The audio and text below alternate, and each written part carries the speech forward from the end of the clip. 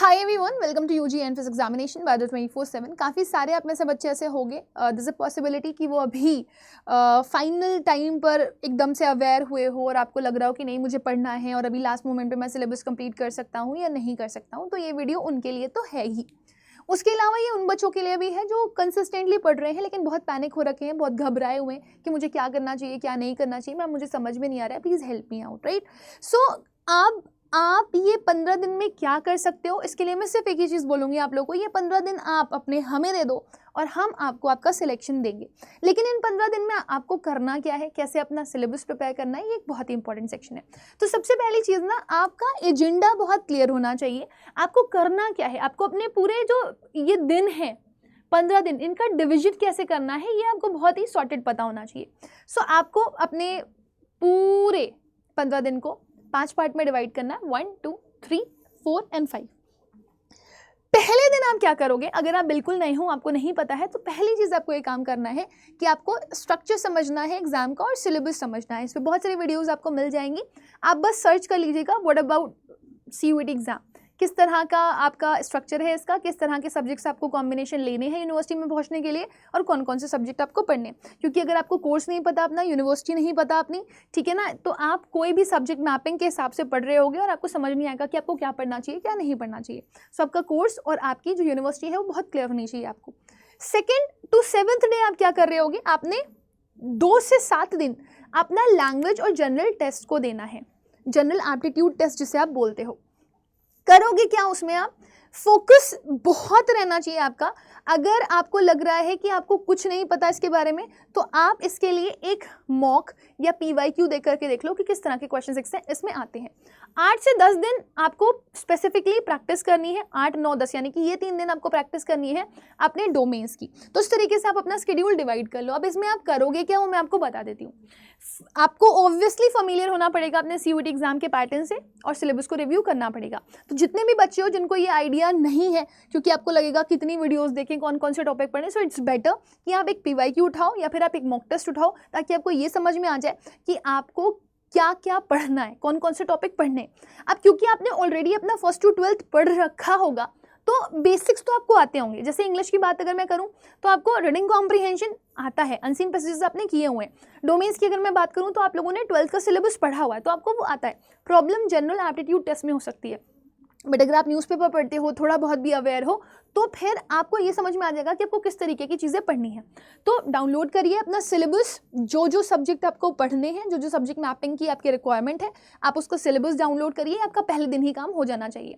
उसके बाद mock test देने के बाद आप एनालाइज करिए कि कौन कौन से टॉपिक आपके वीक है और कौन कौन से टॉपिक स्ट्रॉन्ग है। जो टॉपिक आपके स्ट्रॉन्ग है उनको आप सिर्फ प्रैक्टिस से अपना फाइन ट्यून करिए। लेकिन अगर आपका कोई टॉपिक वीक है तो इंडिविजुअली जा करके उस टॉपिक को सर्च करिए ऑन यूट्यूब और उसके ऊपर पढ़ाई करिए, ठीक है। और अगर कोई बच्चा और कम टाइम में जाना चाहता है, उसको खुद मॉक टेस्ट नहीं देना है, तो हमने निचोड़ सेशन लिया हुआ है। निचोड़ सेशन में देख लीजिएगा किस तरह के क्वेश्चंस आपके एग्जाम्स में पूछे जाएंगे और आपको उसको कैसे करना है, राइट। नेक्स्ट, हर एक सब्जेक्ट के लिए आपको अपने टॉपिक्स को जॉट डाउन करना है, स्ट्रॉन्ग टॉपिक्स और वीक टॉपिक्स। ये आपकी कॉपी में लिखे होने चाहिए, क्योंकि स्ट्रॉन्ग टॉपिक और वीक टॉपिक जब आपको आपके पता होंगे तो ही आपको समझ में आएगा कि किस टॉपिक को आपको ज़्यादा पढ़ना है, किस टॉपिक को कम।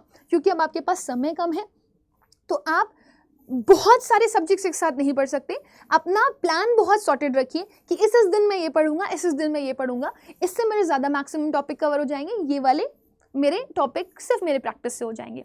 तो ये जब आप लिख लोगे अपनी कॉपी में ना, तो बहुत आसानी से इसको कर सकते हो।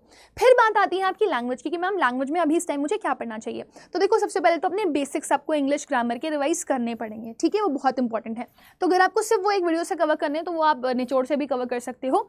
बट अगर आपको थोड़ा सा थॉरो नॉलेज चाहिए कि आप बहुत ही वीक हो, आपको कुछ नहीं आता, सो इंडिविजुअल टॉपिक भी अगर आप यूट्यूब पे सर्च करोगे तो आपको मिल जाएंगे, ठीक है। हाँ, अगर आपको डीप चाहिए so you can be the part of the paid batch. लेकिन अगर नॉर्मली भी आप यूट्यूब पे सर्च करोगे विद माय नेम रुबैका मैम, तो आपको मिल जाएंगे वीडियोस हर एक टॉपिक के ऊपर।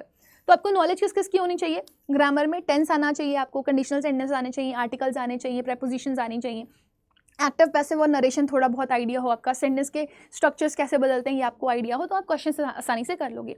हाँ, इंग्लिश को अपना और थोड़ा फाइन ट्यून करने के लिए कभी कभी क्या होता है ना, क्वेश्चन आपकी फीलिंग से सही हो जाते हैं। तो आप न्यूज़पेपर और आर्टिकल की अगर हैबिट डाले हुए हो, आधा घंटे भी रोज पढ़ रहे हो, मान लो मैम हमें न्यूज़पेपर की लैंग्वेज बहुत टफ लगती है, हम नहीं कर पाते उसको, तो अगर न्यूज़पेपर नहीं पढ़ रहे हो तो RC उठाओ, RC को ही करो, RC को ही ढंग से पढ़ो। तो उससे आप 3-4 चीज़ें इंप्रूव कर लोगे। आपकी ग्रामर की भी अंडरस्टैंडिंग डेवलप हो रही होगी, ठीक है ना, साथ ही साथ में आपका रीडिंग हैबिट स्ट्रांग हो रहा होगा, और वहीं से ही जो आपको टफ वर्ड्स मिल रहे हैं वोकैबुलरी के फॉर्म में, आप उसको भी इंप्रूव कर रहे होगे, राइट। रीडिंग कॉम्प्रिहेंशन रोज प्रैक्टिस करना है आपको। फिल इन द ब्लैंक के क्वेश्चंस आपको जरूर से जरूर प्रैक्टिस करने हैं, जिसमें प्रेपोजिशन, आर्टिकल और कंजंक्शन के क्वेश्चंस आप फ्रीक्वेंटली करने की कोशिश करना। इसके अलावा वोकैबुलरी के क्वेश्चंस प्रैक्टिस करो, डेली के डेली 30 से 50 क्वेश्चंस प्रैक्टिस करो ही करो वोकैबुलरी के इंडिविजुअल, ठीक है। रीडिंग कॉम्प्रिहेंशन का कम से कम 1 या 2 रीडिंग कॉम्प्रिहेंशन रोज से रोज लगाओ ही, रीअरेंजमेंट रोज के रोज लगाओ ही, इससे आप इंप्रूव करोगे। तो वोकैबुलरी, ग्रामर हो गया आपका, रीडिंग कॉम्प्रिहेंशन हो गया और रीअरेंजमेंट हो गया, इस पे आप फोकस करोगे तो लास्ट मोमेंट पे आप काफ़ी अच्छे से कर लोगे। तो आपका 2 और 7, 2, 3, 4, 5, 6 और 7, 5 दिन है आपके पास, बहुत कुछ पढ़ने के लिए है आपका। आप एक बार PYQ को एनालाइज करके आपके जो जो टॉपिक वीक है उनको इंडिविजुअली आप पढ़ लो, और जो टॉपिक आपके स्ट्रॉन्ग है उनको सिर्फ प्रैक्टिस क्वेश्चन में अच्छे से करो, और उनका एनालिसिस करो कि आप क्वेश्चन गलत कर रहे हो तो क्यों कर रहे हो, और अगर सही हो रहे हैं तो कैसे सही हो रहे हैं। जनरल नॉलेज में ऑब्वियसली PYQs आपको बहुत ज़्यादा हेल्प नहीं करते, तो आप करंट नॉलेज रखो। वैसे सुबह हर्ष सर आपका सेशन लेते हैं, लेकिन अगर आप न्यूज़पेपर रीड करते हो तो काफ़ी हेल्प मिलेगी आपको यहाँ पे। इसके अलावा आप national, international event, important award, sports, politics, ठीक है ना, इसके अलावा आपका स्टेट्स, कैपिटल्स, करेंसीज, ये सब इंपॉर्टेंट टॉपिक हैं जो स्टैटिक जीके में पूछे जाते हैं। तो सर ने वीडियोस बनाई हुई होंगी, आप देख सकते हो, हमारे चैनल पर बहुत सारी वीडियोस आपको मिल जाएंगी। इसके अलावा आप डेली न्यूज़ समरीज पढ़िए, ठीक है ना। न्यूज़ मतलब आप नॉर्मली भी पढ़ रहे हो ना, आपने न्यूज़ खोली हुई है तो भी आपको आइडिया लग जाएगा कि क्या चल रहा है करंट सिनेरियो में, क्योंकि करंट से ही आपके क्वेश्चंस बन करके एग्जाम्स में आते हैं, ठीक है। बाकी आप ऐप्स और वेबसाइट भी यूज़ कर सकते हो, आपको इधर उधर जाने की जरूरत नहीं है, अड्डा की ऐप पर ही आपको डेली करंट अफेयर मिलता है, वहाँ से पढ़ सकते हो। क्विजेज बहुत इंपॉर्टेंट है, मैंने कहा ना PYQs के बजाय आप क्विजेज और मॉक्स पे ज़्यादा ध्यान दो, जनरल नॉलेज आपका अपने आप अच्छा हो जाएगा। रही बात आपकी रीजनिंग की और क्वांट्स की, उसके लिए आप PYQs लगाइए, उससे आपको क्या होगा, ये कॉन्सेप्ट मिल जाएगा कि कौन कौन से क्वेश्चंस फ्रीक्वेंटली उससे आ रहे हैं, और वो टॉपिक आप इंडिविजुअली हमारे चैनल पर पढ़ सकते हो। तो अड्डा सर्च करना, आपको इंडिविजुअल टॉपिक मिल जाएगा उस पर्टिकुलर स्पेसिफिक सब्जेक्ट को लेकर के। फिर आपका जो 8 से 10वां दिन है उसमें आपको सिर्फ डोमेन पे फोकस करना है। तो 8, 9, 10 ये 3 दिन आपने डोमेन्स को देने हैं। तो डोमेन्स, अगर आप डोमेन्स में पहले से ही अच्छे हो तो जितना प्रैक्टिस कर सकते हो आप प्रैक्टिस करो। आपके 10 चैप्टर हैं, 12 चैप्टर हैं, 15 चैप्टर हैं, जितने भर भर के क्वेश्चंस लगा सकते हो। आप डिसाइड कर लो, जैसे PCM होगा बच्चा या तो PCB होगा बच्चा, कोई 3 सब्जेक्ट उसने डोमेन के लिए हुए होंगे, तो वो तीनों डोमेन्स के सब्जेक्ट अपने दिमाग में ये बहुत क्लियर रखना है कि आपको एक एक दिन सारे डोमेन्स देने, और आप हर एक चैप्टर के 60 क्वेश्चंस कम से कम लगा करके बैठे हुए हो। सो ये बहुत हेल्पफुल रहेगा आपका, ठीक है। ये काफ़ी हेल्प करेगा आपको, अड्डा का चैनल आपको काफ़ी ज़्यादा हेल्प करेगा। आपको किस टाइप के क्वेश्चंस आ रहे हैं, क्या डिफिकल्टी लेवल रह सकता है, ये आपको कहाँ से मिल जाएगा, अड्डा के चैनल से मिल जाएगा, और NCERT बुक को प्रेफर कर सकते हो। MCQs भर भर के लगाना, अड्डा की ऐप पर फ्री क्विजेस बहुत सारे आपको मिल जाते हैं, और इवन हमने ना जो निचोड़ सेशंस हैं उसमें आपको फ्री मॉक टेस्ट भी प्रोवाइड किए हुए हैं, आप उससे भी लगा सकते हो, ठीक है। तो रिवीजन बहुत इंपॉर्टेंट रोल प्ले करेगा आपका यहाँ पर। आपने 3 दिन अच्छे से प्रैक्टिस कर लिया, चौथे दिन अगर आप चाहो तो सिर्फ रिवीजन कर सकते हो। रिवीजन कैसे करोगे वो मैं आपको बताऊंगी, लेकिन तीनों जो डोमेन्स हैं आपके वो एक एक दिन में डिवाइड कर लो, it will be really very helpful. Chapters को प्रायोरिटाइज करो, अगर आपको लगता है कि आप क्वेश्चन प्रैक्टिस कर रहे हो और ज़्यादा आप किसी में अटक रहे हो तो आप उस चैप्टर के पर्टिकुलर क्वेश्चन ज़्यादा कर लो। जैसे मान लो आपने कोई स्पेसिफिक टॉपिक उठाया, ठीक है, केमिस्ट्री का या फिर फिजिक्स का या बायो का, आपको लग रहा है ये टॉपिक बहुत वीक है, आपसे सवाल हो ही नहीं रहे, तो उसके मैक्सिमम क्वेश्चन प्रैक्टिस करो, गूगल से निकाल लो, अभी इतने सारे AIs हैं आपके, कहीं से भी निकाल करके क्वेश्चंस आप मैक्सिमम से मैक्सिमम प्रैक्टिस करने की कोशिश करो। अड्डा की PYP बुक्स हैं, उसमें हर चैप्टर से रिलेटेड बहुत सारे क्वेश्चन दिए गए हैं, आप उससे प्रैक्टिस कर सकते हैं, ठीक है। बहुत इंपॉर्टेंट है, बहुत ज़्यादा हेल्प करेगा आपका। रिवाइज की फॉर्मूलाज एंड कॉन्सेप्ट, आपके पास there must be a copy, register और पेज जिसमें आपने एक जगह पर सारे फॉर्मूलाज लिखे हुए हैं। आई होप कि आपने ये 12th में भी किया होगा, चाहे फिजिक्स हो, चाहे केमिस्ट्री हो, चाहे आपका इंग्लिश ही क्यों ना हो, एक जगह पे आपके सारे रूल्स लिखे होने चाहिए। आपका पहले पेज से लेकर के 10 पेज तक आपके मैक्सिमम जो भी रूल्स वगैरह हैं, चाहे फिजिक्स के हों, चाहे मैथ्स के हों, चाहे केमिस्ट्री के हों, पॉल साइंस और हिस्ट्री की बात करें तो डेट्स और इवेंट्स आपके लिखे होने चाहिए, बहुत इंपॉर्टेंट है। इसके बाद आप आओ 11 to 13 डे, आपका फर्स्ट से लेकर के 10 दिन आपने यूटिलाइज कर लिया पढ़ने में। अब आप 11 से 13 दिन में आओ, आपने ये देखना है कि आप कितना इंप्रूव करें, है ना। अब प्रैक्टिस आपकी इंडिविजुअल टॉपिक की होगी, तो आप प्रैक्टिस करो mock test and previous year. तो आप एक 11 से लेकर के 13 तारीख में 11, 12 और 13 आप डिवाइड कर लो। जैसे आपके पास अगर मान लो 5 सब्जेक्ट्स भी हैं तो आप कोशिश करो कि डिवाइड कर लो बहुत अच्छे से, 2, 2, 1। जो आपको लग रहा है सबसे ज़्यादा टाइम लेगा, जैसे जनरल एप्टीट्यूड टेस्ट सबसे ज़्यादा टाइम लेगा, उसको आखिरी दिन करो, पूरे दिन उसकी प्रैक्टिस करना। लेकिन अगर आपको बाकी की प्रैक्टिस करनी है तो लैंग्वेज ले लिया आपने और आपका एक और डोमेन ले लिया, और 2 डोमेन एक साथ ले लिए, तो आपकी प्रैक्टिस अच्छे से हो जाएगी। मॉक टेस्ट में जितने मॉक टेस्ट आप लगा सकते हैं लगाइए, बहुत हेल्पफुल रहेगा। गैप दे दे करके लगाइएगा, क्योंकि अगर कंटिन्यूअसली करोगे आप तो एग्जॉस्ट हो जाओगे।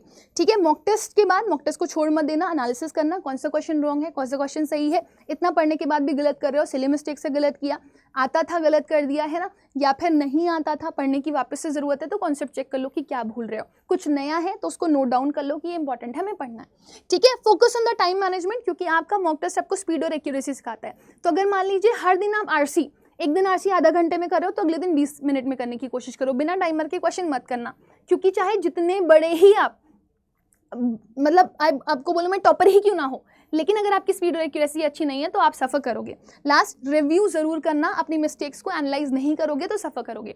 फिर आप आगे बढ़ते हो और आपके पास बचता है आपका 14th और 15th डे। ये आपका सिर्फ रिवीजन और फाइनल रिव्यू का दिन होगा। तो जितने आपने नोट्स बनाए हैं और जितने आपने अपने मॉक के जो भी नोट्स लिखे हैं, ठीक है ना, एनालिसिस के बाद, उनको एक बार गो थ्रू कर लो कि कहाँ कहाँ पर आप अटके थे। मन करे तो 15th डे लास्ट में आपने चाहा तो एक मॉक और दे दिया हर एक सब्जेक्ट का, तो आपको थोड़ा सेटिस्फैक्शन मिल जाएगा। बाकी एनालिसिस बहुत इंपॉर्टेंट है। CUET के पेपर ज़रूर देखिए, सैम्पल पेपर ज़रूर देखिए, काफ़ी हेल्प करेंगे। आपको क्वेश्चन का स्टाइल और डिफिकल्टी लेवल समझ में आएगा, और आप हाईएस्ट वेटेज के जो चैप्टर्स हैं वो कौन कौन से हैं वो आपको समझ में आ जाएंगे। जैसे अगर मैं इंग्लिश की बात करूँ तो रीडिंग कॉम्प्रीहेंशन बहुत ज़्यादा आता है, रीअरेंजमेंट बहुत ज़्यादा आता है, फिलर्स बहुत आते हैं, विकैप बहुत आते हैं। तो ऐसे ही बाकी सब्जेक्ट में भी कोई ऐसा टॉपिक होगा जिससे बहुत क्वेश्चन आते होंगे। ठीक है, रिवीजन के लिए go over important concept and topics you have studied so far, जो आपने अच्छे से पढ़ रखे हैं। रिवीजन के लिए सिर्फ और सिर्फ जब लास्ट मोमेंट पर रिवीजन कर रहे होंगे तो आप वो टॉपिक्स पढ़ेंगे जो आपको अच्छे से आते हैं, उनको फाइन ट्यून करने के लिए, और जिनको नया नया पढ़ा हुआ है उनको एक बार गो थ्रू कर लो। क्रिएट क्विक नोट्स और flash cards for last minute revision. आपने ऑलरेडी लास्ट मिनट रिवीजन के लिए पहले से जो आप 15 दिन पढ़ रहे हो उनके नोट्स बना करके रखने। तो जो भी 14 दिन आपने प्रैक्टिस करी है, 15वें दिन या 14वें या 15वें दिन आप क्या कर रहे होगे, उसको पढ़ रहे होगे, तो आपके वो नोट्स रेडी होने चाहिए। और जितना भी पढ़ लो, मतलब आप आखिरी 2 दिन में आप ये मत करना कि मैं और पढ़ लूँ, आखिरी 2 दिन में सिर्फ रिविजन कर रहे हो ना आप। उसके अलावा आप फॉर्मूलाज, इंपॉर्टेंट फैक्ट्स और फिगर, ठीक है ना, इन योर डोमेन सब्जेक्ट, उनको आपको अच्छे से एनालाइज करना है। फाइनल मॉक टेस्ट एक ज़रूर देना, वो बहुत इंपॉर्टेंट है, वो 15th डे पर आप दोगे। ठीक है, और इम्प्रूव करने की कोशिश करना अपनी स्पीड और एक्यूरेसी, और कोशिश करना कि पूरा मॉक दो, एक ऐसा मॉक जहाँ पर आपको सब कुछ मिल जाए। लैंग्वेज कंप्लीट, डोमेन कंप्लीट, ठीक है ना, आपका जो GAT है कंप्लीट, तो पूरा देने की कोशिश करना। लास्ट में एडिशनल टिप देना चाहूँगी, आप कंसिस्टेंट रहिए बेटा। अगर आप बार बार डिप्रेस्ड रहते रहेंगे, डिप्रेस्ड होने का टाइम नहीं है, अब मेहनत करने का टाइम है। ठीक है ना, अपने आप को टाइम ही मत दीजिए कि आप डिप्रेस हो। बर्नआउट अवॉइड करिए, बीच बीच में गैप लेकर के पढ़ाई करिए।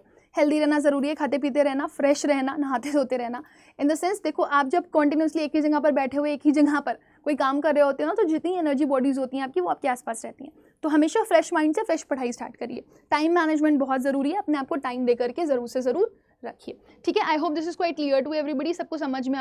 मैं इसी के साथ यहाँ पर सेशन को एंड करूँगी, लेकिन एक छोटी सी चीज़ आप लोग को इन्फॉर्म करना चाहूँगी।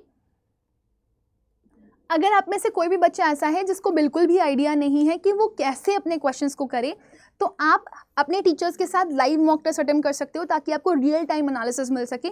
आप टीचर के साथ लाइव टेस्ट अटेंड करो, टीचर आपको बताएगा कि इस क्वेश्चन पे आपको कितना टाइम देना चाहिए, और फिर वो जो टॉपिक्स आपके वीक हैं उनको आपको जाकर के स्पेसिफिकली पढ़ना है। तो आपको 10 जगह ढूंढने की जरूरत नहीं है, आपके पास मंजिल प्रो बैच दिया गया, जो टॉपिक आपको वीक लग रहा है वो टॉपिक जाकर के आप अच्छे से पढ़ लीजिए। इसमें आपका मॉक टेस्ट आपको एक्स्ट्रा मिलेगा ही मिलेगा, मंजिल प्रो बैच मिलेगा ही मिलेगा फाइनल रिवीजन के लिए, और साथ ही साथ में आपको टीचर भी लाइव क्वेश्चंस करवा रहे होंगे। तो आपका ये बैच 1557 का है, डोमेन्स, लैंग्वेज और GAT का कंबाइन।